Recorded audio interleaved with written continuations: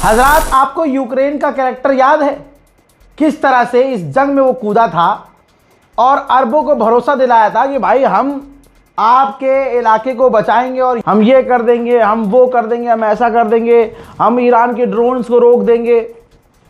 अच्छा, अरब की जो कंडीशन थी वो भाई बहुत बुरी थी।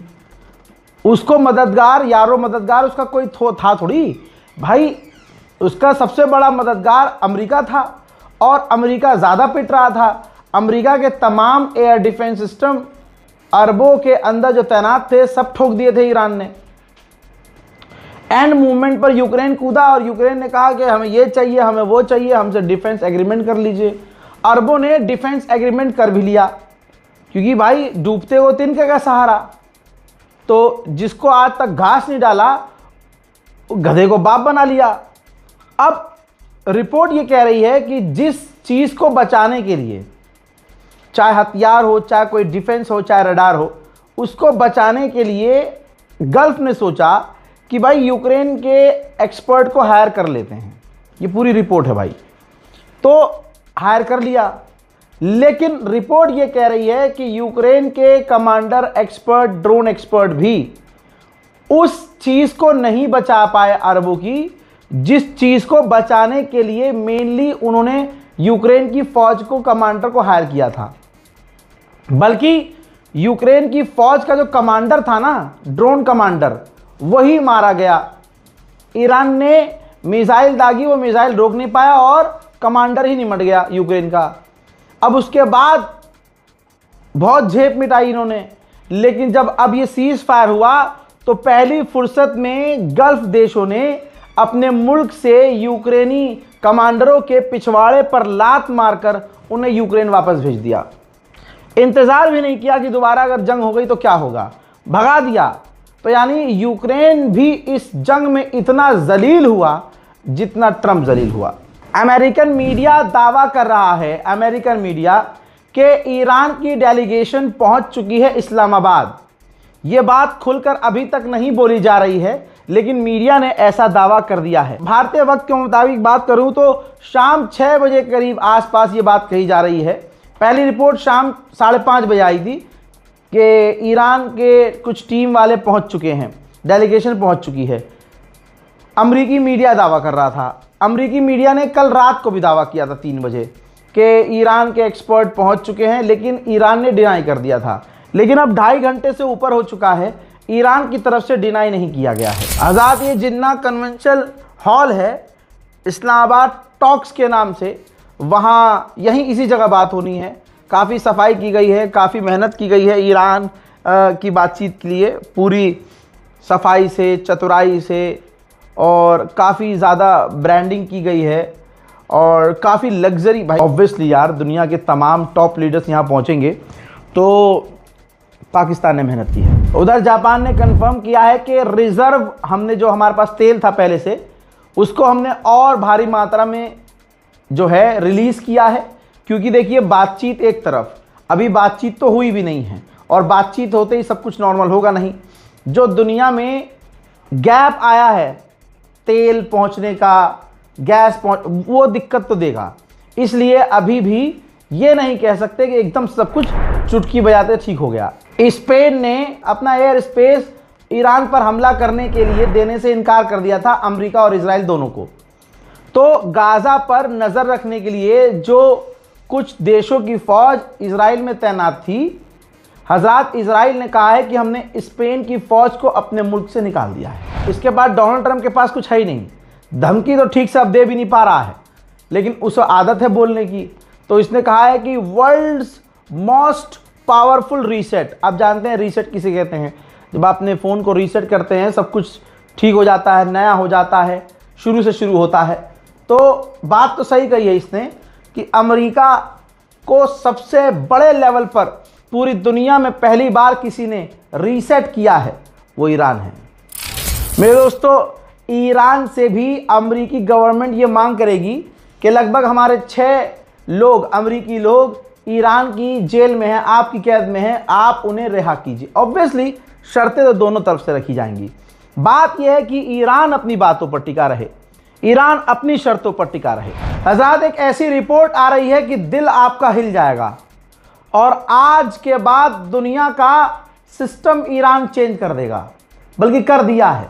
जिस तरह से ईरान इस जंग में लड़ा है, खुदा की कसम तालिबान क्या लड़ेगा।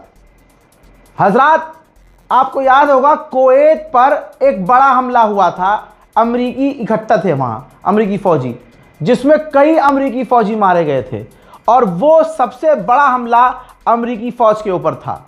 खुलासा ये हुआ है कि वो हमला ईरान ने मिसाइल से नहीं किया था। अल्लाह अकबर, वो मिसाइल से हमला नहीं किया था ईरान ने, वो ड्रोन से हमला नहीं किया था ईरान ने, बल्कि पुराने ज़माने का सुखोई फाइटर जेट था ईरान के पास। आप देखिए, ईरान की ताकत देखिए और जज्बा देखिए।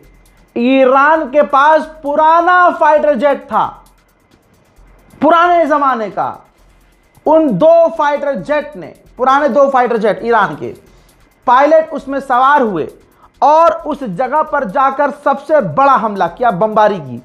सोचिए, पुराने फाइटर जेट से उस देश में घुसना जिस देश के अंदर टॉप के फाइटर जेट हैं और अमेरिका की फौज, अमेरिका के एयर डिफेंस सिस्टम एक्टिव हैं। उसने वहां ईरान के दो फाइटर जेट ने अमेरिकी ठिकानों पर ऐसी बमबारी की कि कई अमेरिकी फौजी तुरंत मारे गए।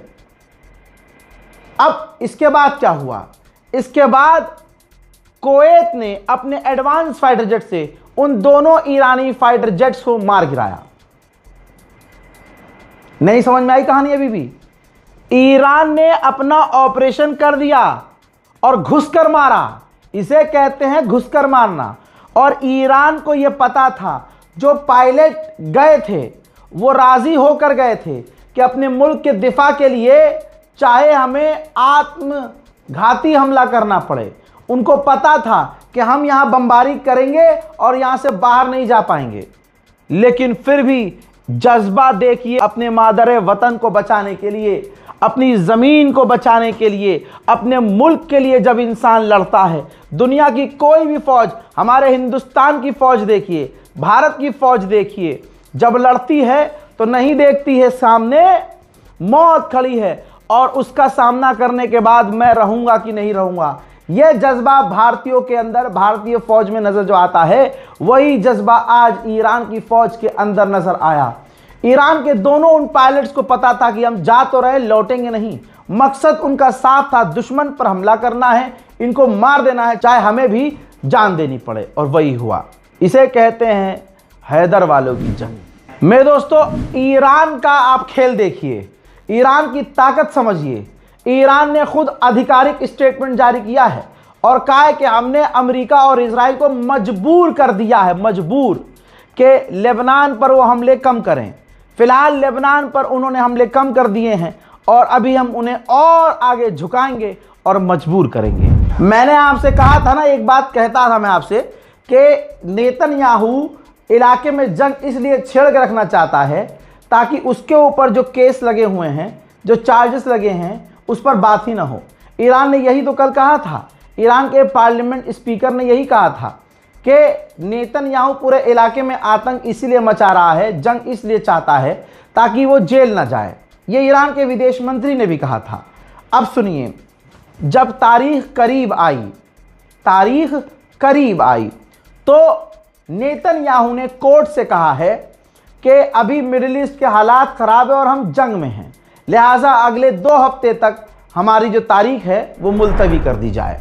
एक छोटी सी इजराइल की रिपोर्ट है, ऑफिशियल, ठीक है, ऑफिशियल है। कहा है कि 650 मिसाइल ईरान ने फायर की, जिसमें 24 इजरायली मारे गए, 10,800 हमले ईरान पर किए गए और ईरान में लगभग, दोस्तों मैं बता चुका हूं कल, 3,000 लोग, मैंने आपको बताया 3,000 लोग अब तक मारे गए हैं। जेडी वेंस जो अमेरिका का उपराष्ट्रपति है, एक वाहिद बड़ी खतरनाक रिपोर्ट आई है, ये रही रिपोर्ट। और आपको बता दूं कि अमेरिका के टॉप के अखबार में ये खबर शाया हुई है। खुलासा ये हुआ है कि जेडी वेंस, अमेरिका का उपराष्ट्रपति, खुद इस हमले के खिलाफ था जो ईरान पर हमला किया गया, और उन्होंने कई बार मना किया था। डोनाल्ड ट्रंप ने उनसे कहा, देखिए, एक तो जेडी वेंस जो अमेरिका के उपराष्ट्रपति हैं, उन्होंने मना किया। उसके बाद एक और ऑफिशियल थे, ट्रकर, उन्होंने भी मना किया लेकिन डोनाल्ड ट्रंप ने कहा कि हमेशा हमारे साथ सही होता है, इस बार भी सही होगा, डोंट वरी। और वाहिद अकेले नेतन्याहू के कहने पर डोनाल्ड ट्रंप ने हमला करवा दिया। और आज हालत ऐसी हो गई है कि अमेरिका की पूरी दुनिया में, देखिए अमेरिका के वाइस प्रेसिडेंट ने एक बात और कही थी, वो बात बताना ज़रूरी है। उन्होंने कहा था कि अगर हमने ईरान पर हमला किया, पूरा मिडिल ईस्ट अनस्टेबल हो जाएगा, पूरे मिडिल ईस्ट में परेशानी आ जाएगी, तनाव बढ़ जाएगा, हमारा तगड़ा नुकसान भी होगा और हमारी जो पॉलिटिकल इमेज है वो ख़राब होगी। लेकिन ट्रंप जिद पर था और हमला कर दिया। यही वजह है कि ईरान ने बातचीत करने के लिए अमेरिका के उपराष्ट्रपति जेडी वेंस को ही चुना है, जो इस वक्त इस्लामाबाद पहुंच चुके हैं। हजरात, ये तो कुएं से निकले खाई में कूदे वाला अमेरिका और इजराइल का सीन हो गया, क्योंकि इजराइल की पार्लियामेंट के अंदर रिपोर्ट पेश की गई और बताया कि जो खामनाई थे वो फिर भी बहुत सही थे। अब जो खामनाई के बाद खामनाई आए हैं, मुश्तबा खामनाई, ये और घातक हैं, ये और ख़तरनाक हैं, ये और हमारे लिए बड़ा ख़तरा है। लीजिए, गोप गोप हो गया। उधर बरतानिया का प्रधानमंत्री यूएई पहुंचा है। सारे बड़े बड़े देश उस जगह ज़रूर जाएंगे जहां सबसे ज़्यादा पिटाई ठुकाई हुई हो, क्योंकि भाई वो पैसे वाला है, आगे बिजनेस भी तो करना है और अमेरिका और इजराइल को खुश भी करना है। यूएई के अंदर ब्रिटेन की फ़ौज भी तैनात है, तो ब्रिटेन के प्रधानमंत्री अपने उस बेस पर भी गए और अपने लोगों से, अपने फौजियों से मुलाकात भी की। बहरहाल इस रिपोर्ट में इतना ही। जल्दी से इस रिपोर्ट को शेयर कीजिए। जय हिंद।